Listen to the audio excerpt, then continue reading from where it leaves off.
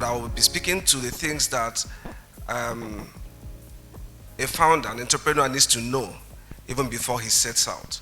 Okay, there's a story I will start about a certain gentleman called Scott.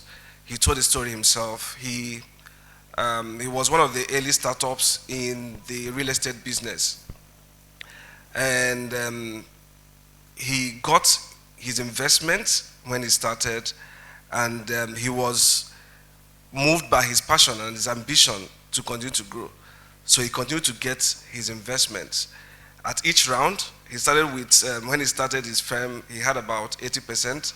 At each round, he went down to 60, and 5 years down the line, because of the speed, he created a business that required a lot of funding, a lot of financing, needed more money, and 5 years down the line, he wasn't part of the business again, literally.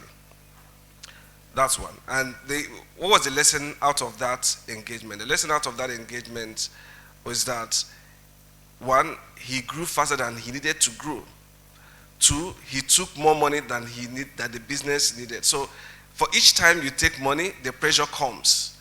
And if the pressure comes, if there's money to be taken, you take more money and you take yourself out of the business. It speaks to what I think Yele mentioned about only go for money when you need that money. If you don't need it, you don't go for it. Then the other one is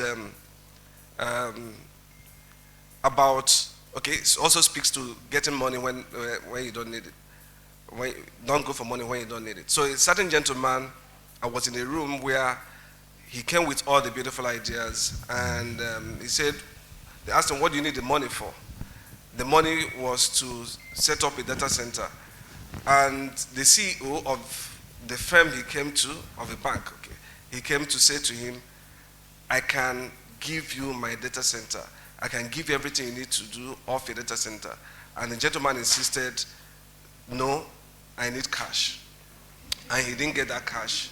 And he didn't get that, and he didn't get that investment. So that again speaks to, if people, sometimes it's not fund that is required. If what you need that fund to do, someone comes to you with an option that gives it to you, it could be a good way. It could be something that at this stage of your work, this would solve your problem. I think that for an entrepreneur, go for it, get it, and use it to solve the problem. But most importantly, going into fundraising, ask yourself, or even starting the business, what do I want to do on the long run? Where do I want this thing to be in the next 4 years, in the next 5 years?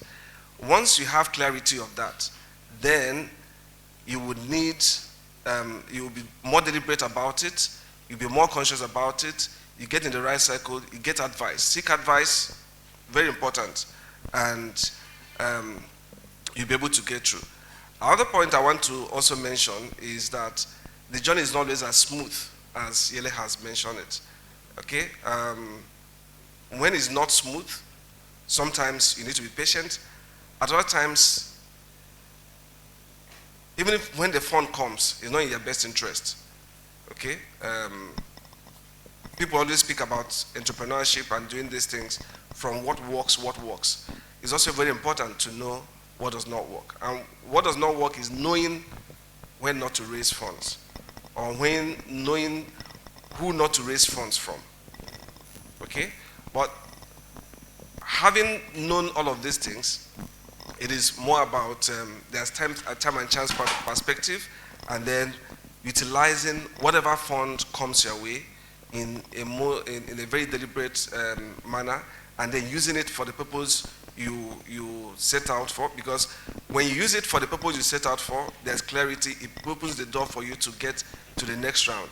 And when you don't use it for the purpose, sometimes it leads to people becoming going out of their way not to do the right things, not to say the right things. Issues of corporate governance will break down, and ethics will break down, and it will not work. So my summary of my perspective is that, one, go for fundraising when it's utterly necessary. Raise, because there's a balance, you need to balance two extremes. One, raising sufficient money that you need, and